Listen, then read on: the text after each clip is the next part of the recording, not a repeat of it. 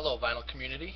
This is Barry Winslow signing on here. Kind of new to this whole YouTube vinyl community thing, but I been digging through some YouTube clips of some guys that I'm really inspired by. One being Elovox. I don't know if you're out there, if you're listening to this, but I'm going to upload it here quickly, and really inspired by you because of your love of music. And so that kind of started the whole searching around YouTube for clips of guys who are really into the same stuff that I am. I'm Barry Winslow, like I said earlier, and I'm a student at Northern Michigan University, which is way up in the tippy top of the Upper Peninsula of Michigan. I'm actually going to school at Northern Michigan University, and I actually graduate here in a few months. Can't wait. With a degree in electronic journalism with a minor in English.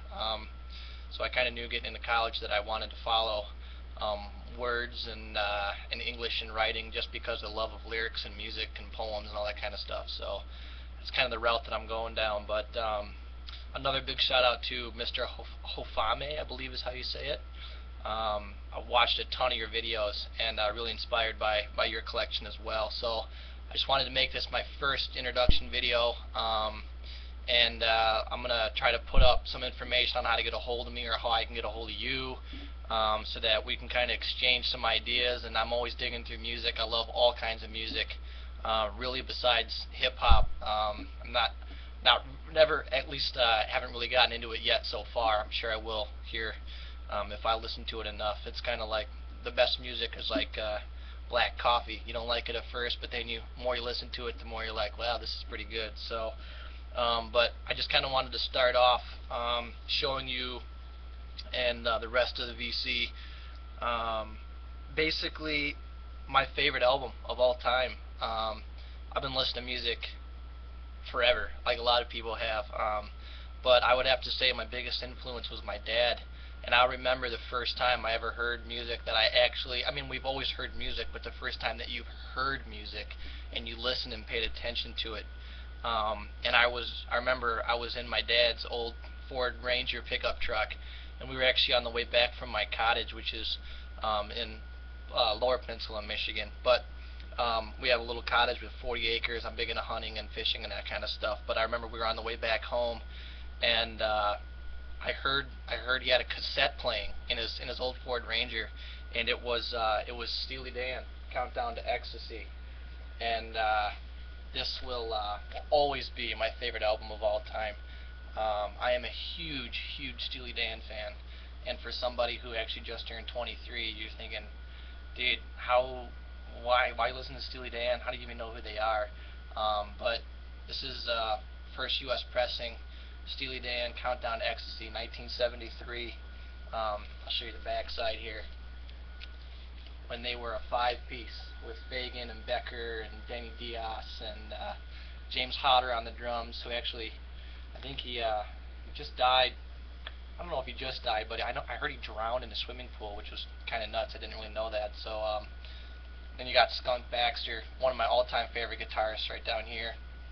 Fabulous guitarist. So definitely my favorite album of all time, and I know every Steely Dan song. In fact, Donald Fagen just released a solo album called Sunken Condos not too long ago, and if you haven't heard it yet, Donald Fagen, Sunken Condos, check it out. If you like Steely Dan or any of like that blues, rock, kind of jazz rock sound, check it out. It's awesome. But yeah, it kind of all started off when I was about 9 or 10 years old, when I started to really listen and pay attention to music. And lo and behold, from my dad, who was born in the late 50s, it was this kind of stuff that kind of started it out for me. So forever, my number one pick, love it, every track, my number one pick right there, Steely Dan, Countdown to Ecstasy. Gone through, my younger years, listening to different stuff. I was heavily influenced by Lenny Kravitz. He was probably the first artist that I ever listened to that I kind of found on my own, that I found on my own and was like considered to be one of my favorites. So I don't know, kind of grown and listened. I got big into Chili Peppers, big into Incubus. Kind of ran around and listened to a whole bunch of different stuff. I find that I really like rock music. I love country music. and not really today's country, but like classic country, Merle Haggard, Gary Stewart. I mean, Mo Bandy, you name it. I'm pretty much listening to all the classic stuff. I love that. Folk music, today's folk, folk of the 70s. I love Dylan. Kind of just actually started recently getting into Dylan, which is kind of strange because I mean it's Bob Dylan. Huge influence on anybody really when it comes to music, but kind of getting into him at the moment. Just digging into a whole bunch of stuff. But another band that I found here. Not that I found, I've always really heard of them, but really started listening to again, like I'm saying, listening to and paying attention to, is Thin Lizzy, and God love them. I mean, Phil Lynott, Scott Gorham, Robinson Gorham, and you got who's on the drums now? I'm mind blanking. Brian Downey on the drums. Phenomenal band, and actually this is their third album, Vagabonds of the Western World. Thin Lizzy right here. I'll get it out of the sleeve because it's kind of shiny. 1973, again, kind of crazy how it's the same year as Steely Dan's, but probably my second favorite album of all time. I was actually really fortunate up here on Northern Michigan University's campus. They have a vinyl record sale that comes up once every semester, and a whole bunch of vendors from around the state who obviously are huge vinyl junkies like myself. They bring their collection to sell off, and I couldn't believe it, but this is a Decca pressing. This is a super rare album. I always do research with with cat numbers and catalog numbers, and you've got matrix numbers off the runoff, and I pay attention to that kind of stuff, and I like to know what pressing the album is and stuff like that. And I was digging around, and I figured out after doing some research that this is an original first pressing on the Decca label. So I'll try to get in close and show you guys that. But there it is, Vagabonds of the Western World. It's got the original inner sleeve, and in here there was even a little lyric sheet, which is kind of cool. It's got all the lyrics, and then on this side it's got some photos of the Lizzy Boys, which is kind of cool. This is actually back when they had Eric Bell. They were just a trio, and kind of after this album they went out and they got Gorham and Robertson and started their dual guitar sound. Love Lizzy, love everything Lizzy. Yeah, basically everything from their debut up until about Black Rose. If you don't know Lizzy, seriously go out and check them out. They're incredible. If you like rock, that is, which I do. So, Vagabonds of the Western World, probably my second favorite album. Another thing too, Mr. Hofame, I'm sorry if I'm slaughtering that name, but he mentioned Punk Texas was kind of doing like a thing where you can go and take a picture of how you store or like collect or where you put all your albums for like a catalog. So I'm looking into doing that. So Punk Texas, I kind of want to send this out to you. I'm gonna snap a few pictures and send it to your account because that sounds pretty interesting. One Big Holiday 42, another person that I saw actually from the Punk Texas video. I've been watching your videos, and I just got to say, man, I'm a huge My Morning Jacket fan. I've actually been to 2 MMJ shows live. I went to one in 2011 and one in 2012.